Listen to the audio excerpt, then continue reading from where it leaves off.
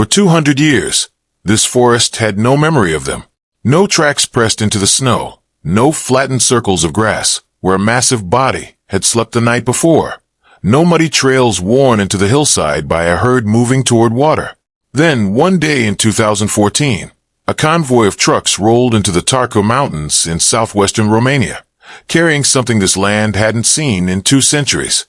Inside those crates, European bison, the largest land mammal on the continent, an animal that had been completely wiped out in the wild, hunted down to fewer than 60 individuals on the entire planet by the year 1927. What happened after those crate doors opened didn't just change this one mountain range. It quietly changed how scientists think about fixing broken ecosystems everywhere.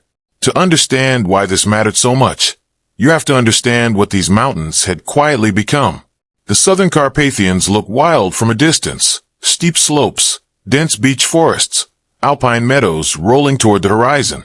But for 200 years, this landscape had been missing something essential: a giant. Without huge grazing animals to churn the soil, trample paths, and keep meadows from being swallowed by shrubs, the land had slowly drifted out of balance. Open meadows became overgrown and choked. Soil that should have been constantly turned over and fertilized by massive herds sat compacted and tired. Biodiversity quietly declined year after year, not in some dramatic collapse, but in the slow, almost invisible way a forest fades when one of its key players simply isn't there anymore. And the species that used to be that key player was, by this point, barely a memory. The European bison, sometimes called the Wisent, once roamed across the entire continent in the millions, from France to the Caucasus. Hunting and habitat destruction pushed them toward extinction for centuries, and by the early 1900s, the end had nearly arrived. The very last wild European bison was shot in the Caucasus Mountains in 1927. After that moment, every single bison left on Earth, fewer than 60 of them, lived behind fences, in zoos and private parks, scattered across a handful of countries. For the next 80-odd years, conservationists carefully bred these survivors back from the brink. But not one of them walked free in the forests of Romania. Not for 200 years. That changed in 2014. A coalition came together: Rewilding Europe, WWF Romania, and the local community of Armenis, backed by European Union conservation funding, to attempt one of the most ambitious wildlife reintroductions the continent had seen in decades. The plan: bring bison back to the Tarcu Mountains and see if, after 2 centuries of absence, this landscape could remember how to hold them. The animals themselves came from all over Europe, reserves and breeding centers in Sweden, Germany, Italy, Belgium, Switzerland, and from within Romania itself. Each one was loaded into a specially built transport crate and driven, sometimes for days, toward a mountain range most of them had never seen and whose ancestors hadn't seen in 200 years. But here's something most people don't think about. You can't just fling open a crate and expect a one-ton animal, born and raised behind fences, to instantly know how to survive in a mountain wilderness. So the first bison didn't go straight into the wild. They spent close to 2 years inside large acclimatization enclosures, adjusting to the climate, the terrain, the unfamiliar plants, and most importantly, to each other. Bison live in herds with strict social hierarchies, and conservationists learned early on that you can't just release random individuals and hope they form a group. You have to move entire family units together, or the animals fall apart socially the moment they're released. So that's what they did. Slowly, carefully, herd by herd. Then, in 2016, the gates opened, and for the first time in roughly 200 years, European bison walked free in the forests of Romania. This is where the story stops being just about one animal and starts being about an entire landscape waking up. Ecologists have a term for animals like bison: ecosystem engineers.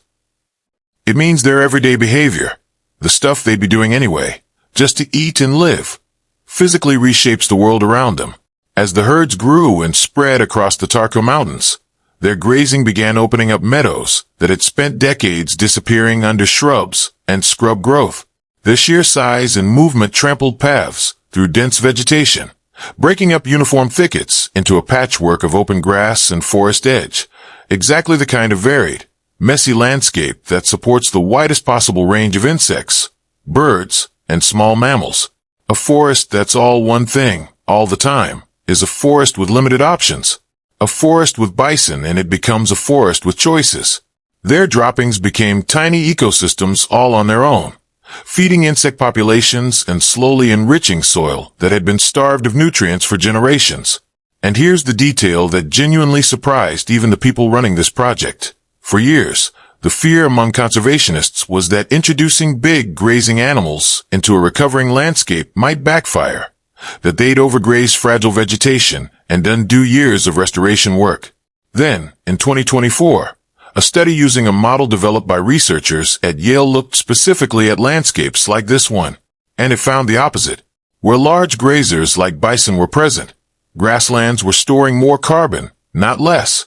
An animal that had been completely extinct in the wild for 2 centuries was suddenly being studied as a potential tool in the fight against climate change. Now let's talk numbers, because the growth here is honestly staggering.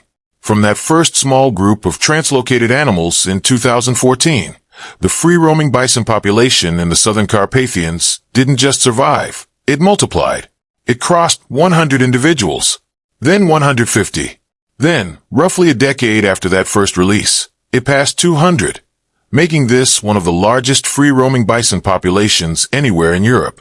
And more than half of those animals weren't brought in from zoos at all. They were born right there in the wild, in mountains their ancestors hadn't touched in 2 centuries. A second generation of truly wild Carpathian bison now exists, for the first time in 200 years. And then, in the autumn of 2023, something happened that nobody had planned or engineered. One of the herds simply left, on their own, with no human guidance. A group of bison migrated out of the Tarka Mountains and into the neighboring Damogoldsurna Valley National Park, expanding their range across a combined area of more than 150,000 hectares of protected wilderness. The bison weren't just surviving in the space humans gave them. They were choosing to expand into new territory, all by themselves. For the people actually living in these mountain villages, all of this was a lot to process. Imagine being a shepherd whose family has grazed sheep on these hillsides for generations, and suddenly being told that 1-ton wild animals that can push through a standard fence like it's tissue paper, are moving in next door. The early years involved real friction.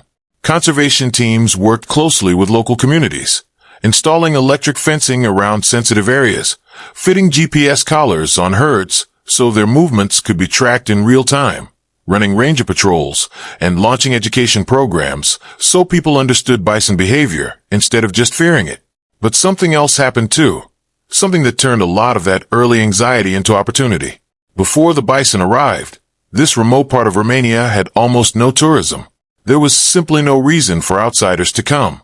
Now, bison watching and bear watching tours bring visitors from across Europe into villages that used to be footnotes on a map. Local people who once worried about losing grazing land are now working as guides, drivers, hosts, and small business owners. A new visitor center, built specifically around this rewilding story, has become an anchor for a growing nature-based economy in the region. The bison didn't just transform the forest. They transformed the local economy that depends on it. And here's the part that should genuinely make you sit back for a second. When this project started, back in 2012, the goal was modest, almost cautiously so. Bring a small number of bison back to one mountain range. See if they survive. That's it. Nobody was promising forest transformation. Nobody was talking about carbon storage models or migrating herds expanding into national parks on their own. The honest, on-paper expectation was simply, let's see if this works at all. A little over a decade later, the southern Carpathians are home to one of the largest free-roaming bison populations on the continent.